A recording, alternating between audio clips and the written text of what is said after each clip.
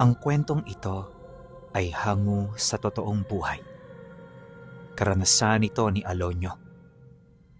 Taong 1970, Santa Elena, Camarines Norte.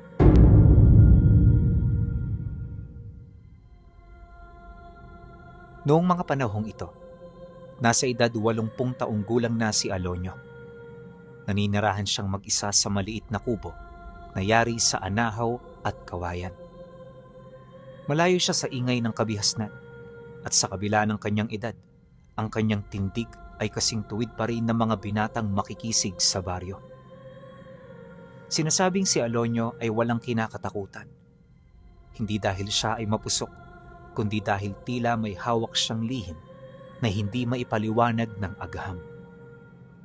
Ayon sa mga istorya, bago sumikat ang araw, maririnig si Alonyo na bumubulong sa hangin.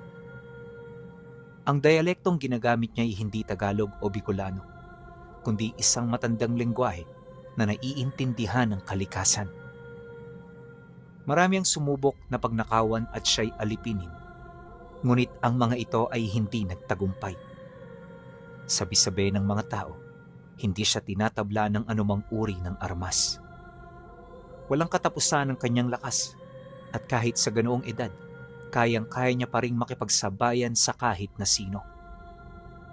Sa tuwing siya ay hinahamon, hindi siya gumagamit ng armas. Tititigan lang niya ang kanyang kalaban at tila ang bigat ng buong Santa Elena ay dumadagan sa balikat ng sinumang may masamang banta sa kanya. Ngunit sa kabila ng kanyang pagiging misteryosong pagkatao, si Alonyo ay hindi masamang tao. Siya ay tahimik lang, walang galit sa kahit na kanino. Palagi siyang nakikita sa gilid ng bukal, tila nagmamasid sa agos ng tubig. Para sa iba, ang ganoong buhay ni Alonyo ay nakakaburyong at walang kwenta, ngunit para sa kanya, isang kayamanan ang ganoong pagkakataon. Nasanay na siya na walang kasama, walang asawa, walang anak, walang kamag-anak. At ang tanging katuwang niya sa buhay ay ang mga ligaw na hayop na tila sumusunod sa bawat kumpas ng kanyang kamay. Sapat na yun para sa kanya. Ito ang kanyang pamilya. Hindi naman talaga literal na nag-iisa si Alonyo sa buhay. Minsan may mga tao ring pumapansin sa kanya. Meron din siyang mga kakilala, pero hindi niya ito malapit na kaibigan. Bihilanteng tao siya pinuno, kaya lahat ng umaaligid sa kanya, itinuturing niyang mga banta. Dahil sa ganun niyang pag-uugali, kung kaya't naging misteryo ang kanyang pagkatao sa baryo. Marami ang nagsasabi na isa siyang antingero, nagtatangan ng malalim at banal na lihim na karunungan. Marami rin ang mga naniniwala na isa siyang ermitanyo, matandang malapit sa kalikasan. Pero ang lahat ng ito ay walang basihan at walang katuturan. Hindi siya antingero o ermitanyo. Siya ay isa lamang simpleng tao na binasbasa ng mga anito. At dahil dito, lumawak ang kanyang abilidad. Ang kanyang pagbulong ng orasyon ay hindi lang pananalig. Ito ay isang pakikipag-usap sa mga nilalang na hindi nakikita. Sa pamamagitan ng kanyang salita, nagagawa niyang utusan ang mga elemento na naaayon sa kanyang iniisip o desisyon ng puso. Kapag siya naman ay nasa pangpang ng batis, tila nagiging isa siyang agos ng tubig. Ang kanyang mga galaw ay nagiging kasing wagas at kasing lakas ng rumaragasang ilog na nagbibigay sa kanya ng bilis at liksi na hindi kayang tapatan ng sino mang kalaban. Sa loob ng ilang dekada, si Alonyo ay naging punterya ng malalakas na nilalang. Kabilang na sa mga ito ang malupit na angka ng mga aswang na namumugaran sa labas ng Santa Elena. Ang mga nilalang na ito ay kilala sa kanilang kakayahang magpalit ng anyo at sa kanilang abilidad na dumaya ng tao. Likas din sa kanila ang pagiging sakim at inggitero, kaya madalas sa mga nilalang na nakikita nilang banta ay hindi na nila pinapatagal sa mundo. Ngunit si Alonyo ay kakaiba. Gaano man karami ang dalhing lipi nila, wala itong panama sa abilidad niya.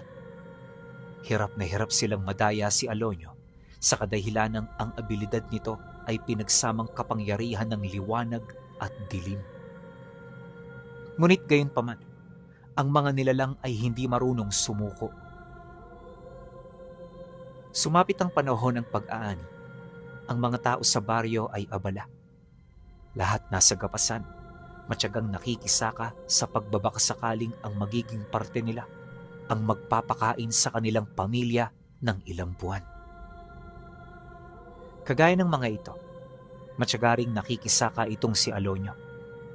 Ngunit taliwas sa marami, hindi siya nakikisaka ng may kasama. Nakikisaka siya ng mag-isa. Wala siyang pakialam kung ilang kahon ng palay ang ibibigay sa kanya, basta ang nais niya, matapos ito sa panahong sinabi ng may-ari. Habang abala sa pagsasaka si Alonyo, dito niya nakilala ang isang batang lalaki na anak din ng isang magsasaka. Abit ang pangalan nito. Nasa edad 17 anyos. Taliwas sa maraming kabataan, hindi niya nakitaan ng takot at pagkasindak ang bata sa una nilang pagkikita.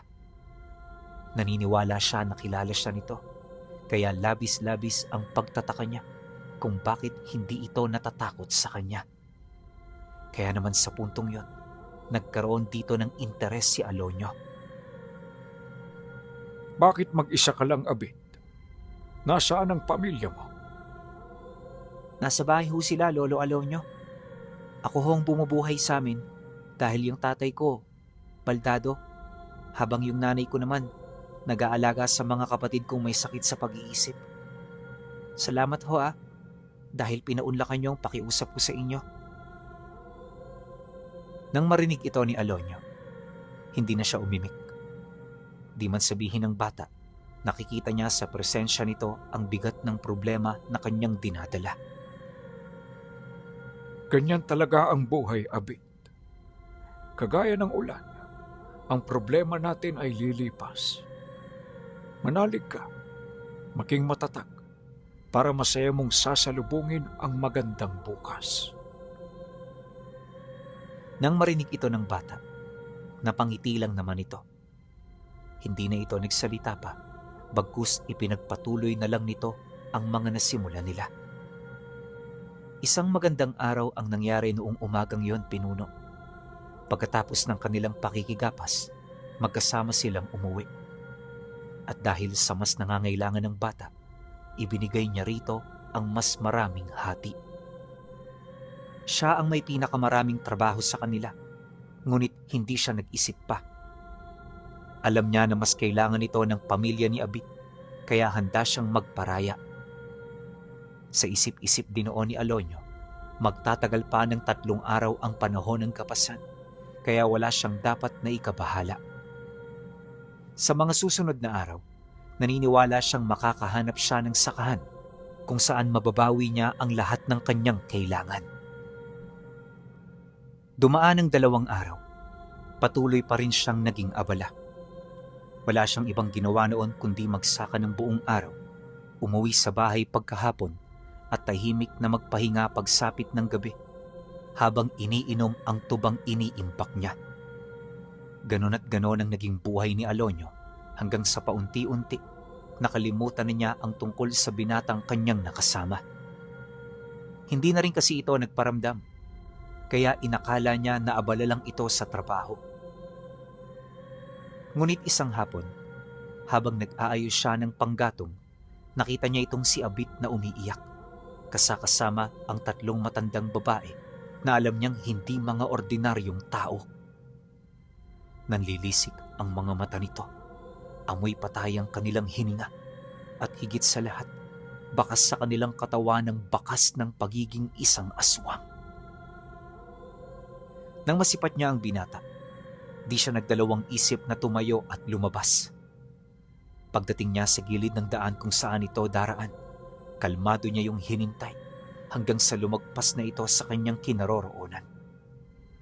At nang akmang lalayo na ang mga ito, dito na siya mahinahong nagwika ng, Tumuloy kayo, pero iwan niyo ang batang yan. Binabalaan ko kayo mga kaibigan. Isang maling hakbang at kilos lang, mapupugutan kayo ng ulo na hindi ninyo nalalaman.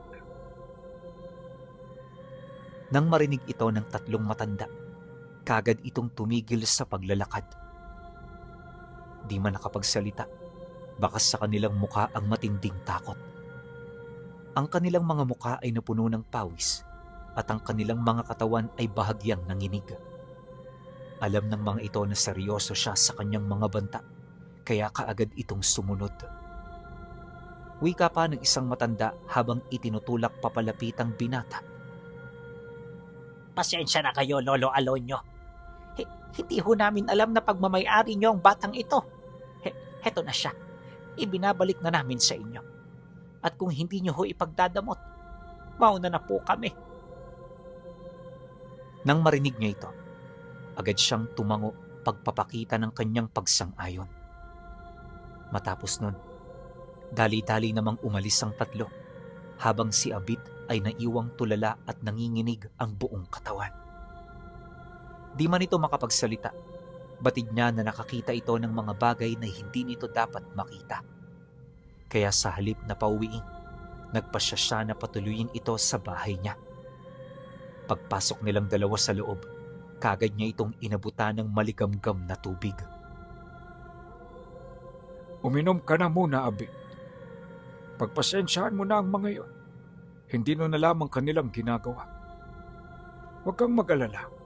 Hindi na ito mauulit pa. Ngunit nang marinig ito ni Abit, kaagad nitong inilahad ang tungkol sa nangyari bago siya sumama sa tatlong matanda.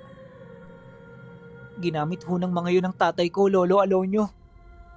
At kaya lang naman ho ako sumama sa kanila dahil sa pangako nilang lunas para sa aking ama.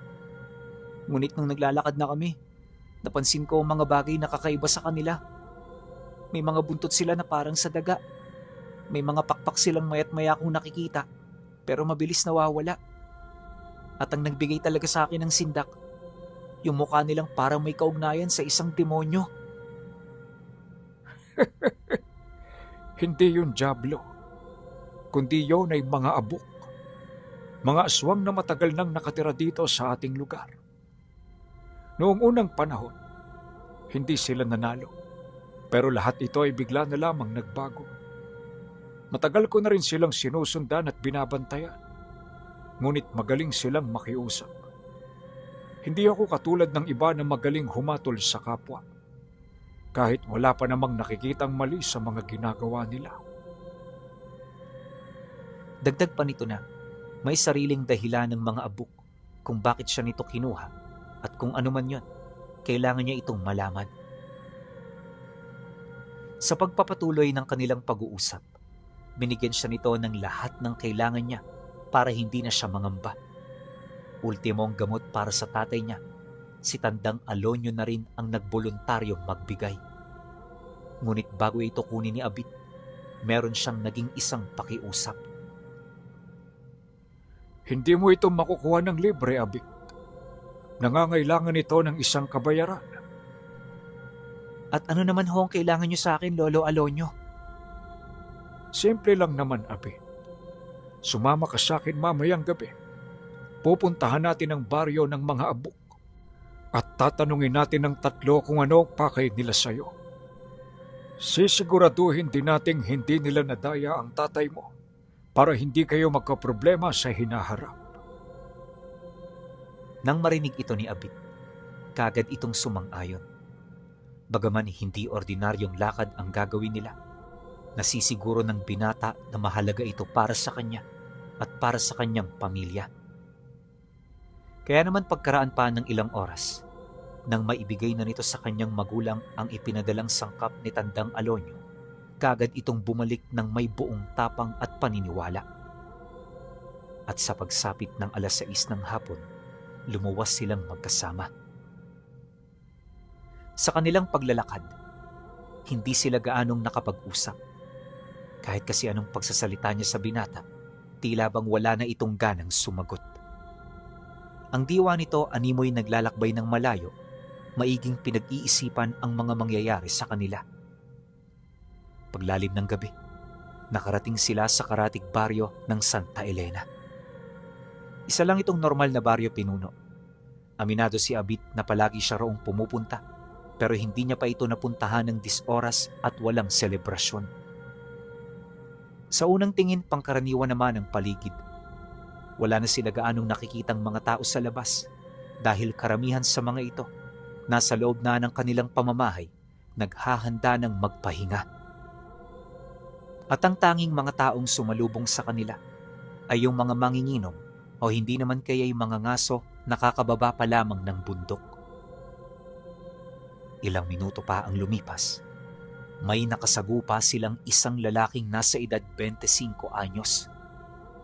Pagbaling nito ng tingin sa kanya, kagad itong lumapit habang nagwiwika ng, "Umalis na kayo rito, tanda.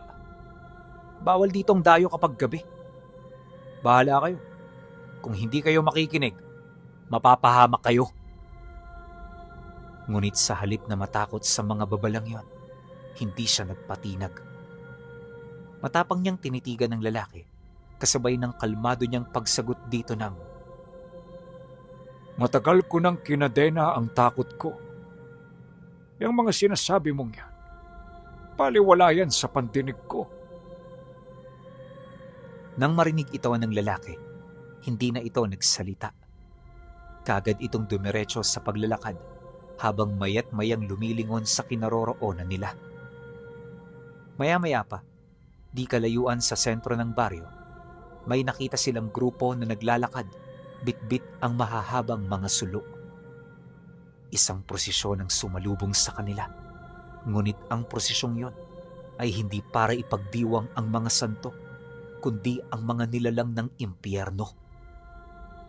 Sa pinakauna nitong bahagi, nakita nila ang isang lalaking walang damit at may daladalang krus na nakabaliktad.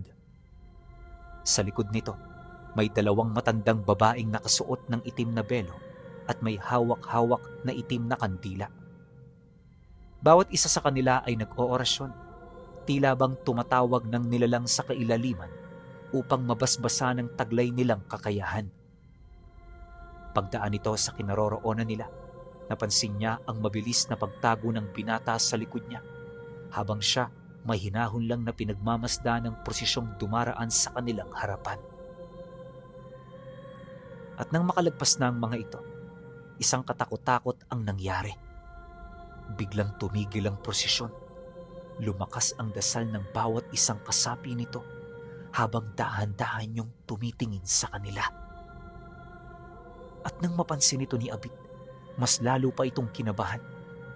Nanatili itong nakatago sa kanya habang siya naman kampanteng pinagmamasdan ang mga nilalang. Nakita niya ang nagniningas na mga mata nitong parang baga ng uling at ang kanilang mga muka na mayat-mayang nagbabago ng anyo sa sandaling tinatamaan ito ng anino ng daladala nilang sulo. Dahil sa pangyayari, alam na niya kung ano ang kalaban niya. Ito ang lahi ng mga abuk, ang minsang dumaya sa kaisipan ng kasama niyang binata.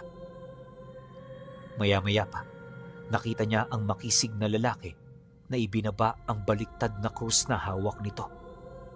Kagad itong tumingin sa kanya, umangil, tila bang naghihintay ng pagkakataon para atakihin siya. Huwag kang magsayang ng lakas. Dahil baka ang lakas mong yan ang magpahamak sa'yo. Teka nga muna. Hindi mo ba ako nakikilala?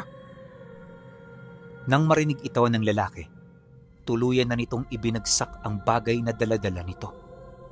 Kaagad din yung lumapit sa kanya habang dahan-dahang iniihipan ng dasal ang katawan niya. At sa kasagsagan nito, hindi nito inalis ang paningin sa kinaroroonan nila. Hinayaan lang naman niya yon, lalo pat hindi siya ang tipo ng tao na mahilig pangunahan ang binabalak ng kanyang kapwa. Sa isang kisap mata, bigla itong sumugod. Pagbaon sa lupa ng mga kuko nito sa paa, lumundag ito ng napakataas hanggang sa makita niya itong papabulusok sa kinaroroonan nila. Subalit hindi pa man ito nakakalapit, biglang nagliwanag ang 10 pulseras na nasa bulsa ni Alonyo. Kagad itong pumaikot sa kinaroroonan nila ng binatilyo, gumawa ng hindi nakikitang harang at naglabas ng nakakapasong enerhiya. Ngunit sa kabila nito, hindi nagpatinag ang nagpalit anyong nilalang. Sinubukan itong wasakin ng harang mula sa labas, pero sa bandang huli, ito ay nabigo. Pagbaon ng kuko nito sa harang, bigla itong nagbaga at ang bagang yon ay gumapang sa katawan niya. Sa isang kisap mata, mabilis itong nilamon ng apoy. Isang malakas na ungol ang nabitawan nito bago yun tuluyang maglaho na parang bula. Pagbalik ng katahimikan sa paligid, tanging alikabok na lamang ang nakita ng mga nilalang na nakasaksi sa kanyang kapangyarihan. At nang mapansin niya na wala ng banta, sa kumpas ng kamay niya, bumalik ang 10 pulseras sa kanyang bulsa. Kaagad ding naglaho ang nakakapasong enerhiya hanggang sa maging normal na ang lahat. May susunod pa ba sa talampasang yon? Hindi ang lahi niyo ang ipinunta ko. Kaya wag na wag kayong magkakamali. Naparito ako para hanapin ang 3 matandang bumiktima sa binatang ito. Sila ang pakay ko. Wala nang iba. Pinabalaan ko kayo. Anumang panlilinlang o pagpigil sa akin ay magdudulot ng kamatayan ninyo. Nang marinig naman ito ng mga nilalang, isa-isa itong nagsitinginan sa bawat isa. At paunti-unti, ang bangis ng kanilang mga muka ay dahan-dahang nawala. Sa isang kisap mata, ang amoy ng kamatayan sa lugar ay naglaho. Ang mga nilalang ay bumalik sa kanilang orihinal na katauhan. Animoy nangangahulugan na handa na itong makipag-usap ng maayos at makataos sa kanila.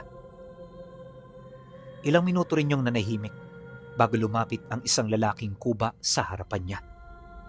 Sa lahat ng naroon, pawang ito lamang ang naglakas loob na kausapin siya. Kilala ho namin ang 3 matandang sinasabi ninyo. Sila ang tagapayo ng aming pinuno. At kung ipapahintulot ninyo, ako na ang sasama sa inyo. Dahil sa sinabi nito, hindi nag-alangan si Alonyo na paunlakan ng nais ng kuba. Bagaman hindi niya ito kilala, sapat na ang mga sinabi nito para paniwalaan niya. Wala rin siyang nakitang panganib dito dahil na rin sa katayuan nito. Alam niya na malinis ang puso ng kuba at alam niya na ginagawa lamang ito ng nilalang para sa ikabubuti ng kanilang angkan. Kung gayon, ikaw ang sasama sa amin. Magpaalam ka na sa mga kasama mo dahil nagmamadali kami. Ngunit nang marinig ito ng mga kasamahan nito, bigla itong tumutol sa pasya ng kuba na para bang may matinding panganib ang mangyayari. Bawat isa sinusubukan itong pigilan habang umiiyak at umuungol. Kaya naman nang mapansin niya ito, kagad niya itong tinanong ukol sa ibig mangyari ng mga nilalang na yon. Nang marinig ito ng kuba, mahinahon itong sumagot sa kanya ng,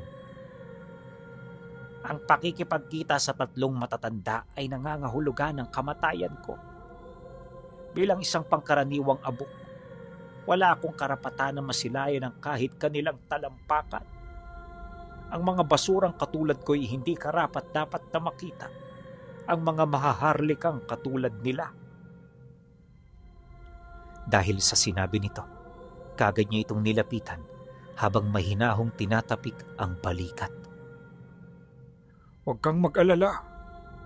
Kung ano kita nakuha, ganon din kita ibabalik. Magtiwala ka sa akin. Hanggat nasa tabi kita, hinding-hindi ka kayang galawin ng mga nilalang na yon. Matapos nun, kagad na silang umalis.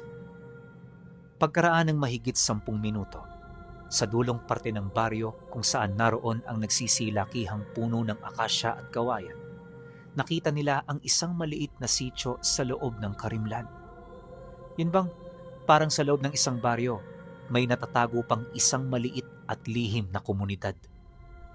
Kahit siya nagulat sa mga nakita niya, dahil hindi niya inaasahan na doon namumugaran ang mga abok. Gulat na gulat man, kalmado pa rin silang pumasok.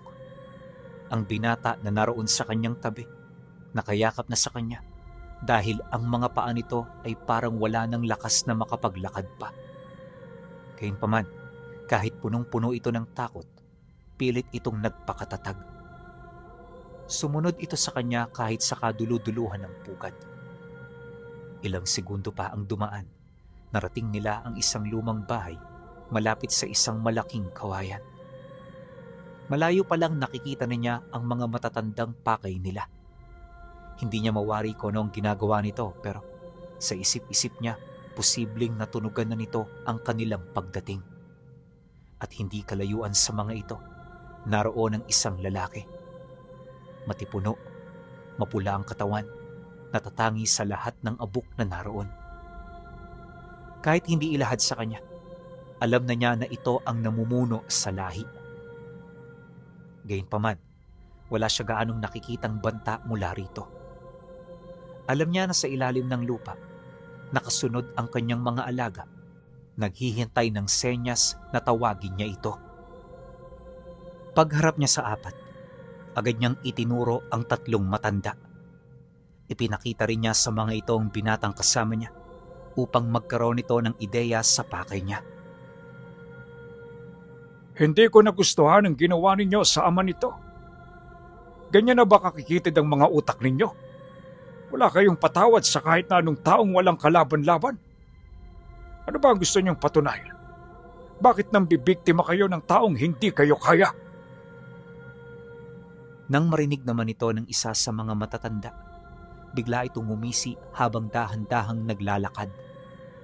At nung magkaharap na silang dalawa, kasyual itong sumagot sa kanya ng, Bakit, Alonyo? Ano ba ang gusto mo? Bibiktimahin namin ng mga taong malalakas kagaya mo. Ang ama ng batang yan ay wala ng pakinabang.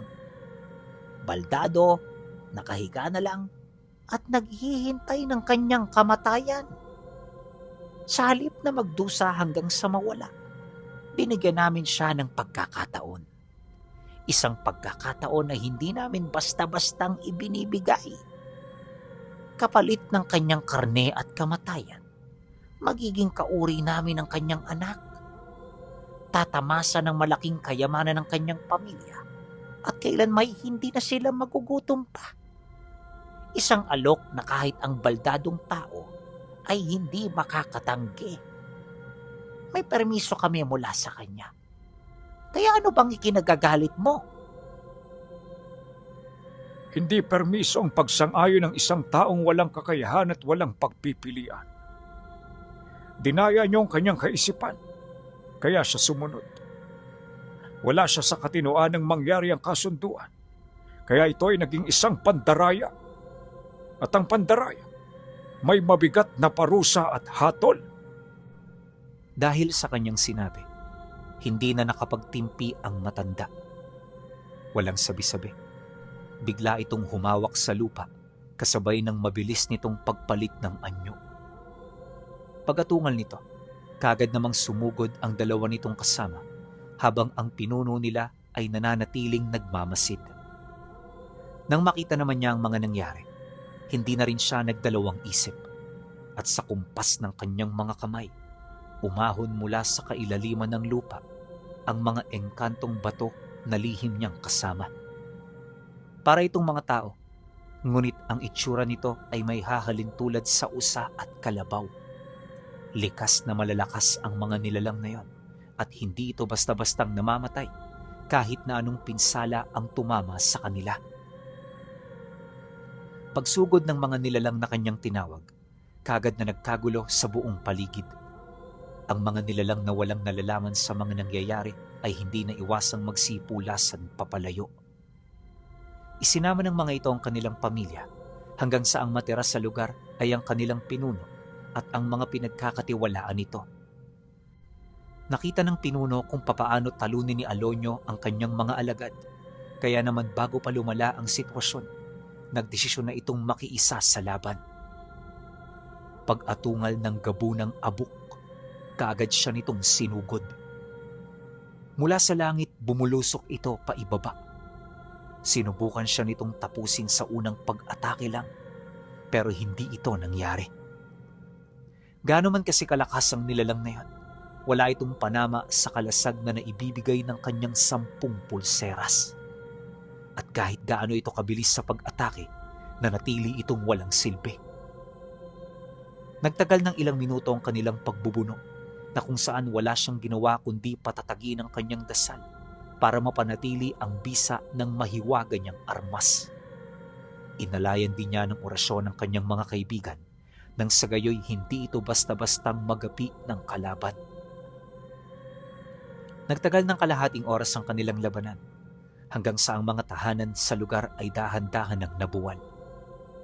Nang maramdaman naman ni Alonyo na yun na ang tamang pagkakataon na kumilos, ipinasa niya kay Abit ang bisa ng hindi nakikitang harang.